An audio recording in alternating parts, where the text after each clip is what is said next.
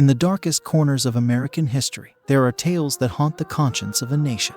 One such story is that of George Stinney, a name forgotten by many but etched in the annals of injustice. Brace yourself for a journey into a world where justice was blind, where innocence was ignored, and where a young boy's life was stolen in a tragedy that shook the very foundations of the American legal system.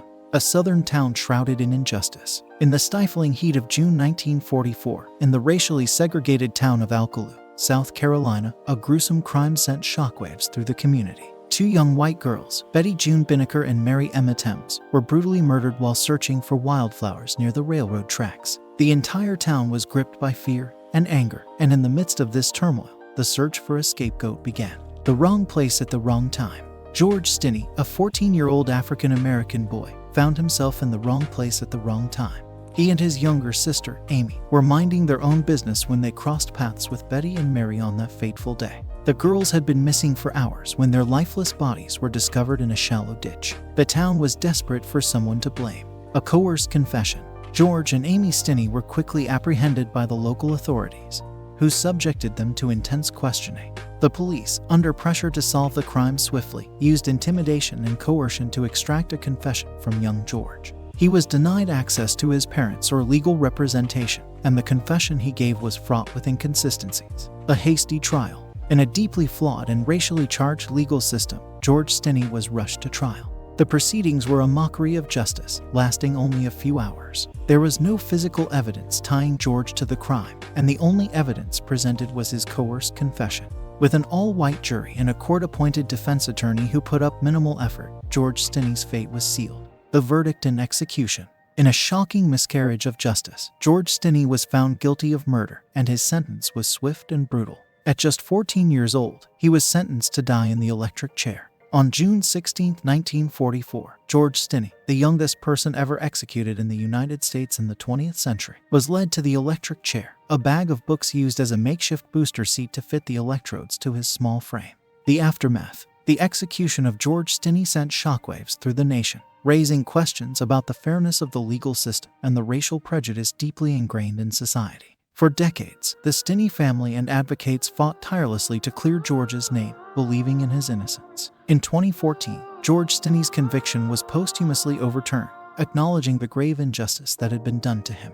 Remembering George Stinney. Today, George Stinney's tragic story stands as a stark reminder of the systemic racism and injustice that plagued the American South during the Jim Crow era. His life was stolen, his potential unrealized, and his name forever linked to the dark history of wrongful convictions. In remembering George Stinney, we are compelled to confront the flaws in our legal system and the enduring need for justice reform. His story serves as a symbol of the countless others who have suffered similar fates, and a testament to the resilience of those who continue to fight for justice in the face of adversity. Seeking redemption. George Stinney's story is a tragic one, but it serves as a reminder that even in the darkest of times, there is hope for redemption.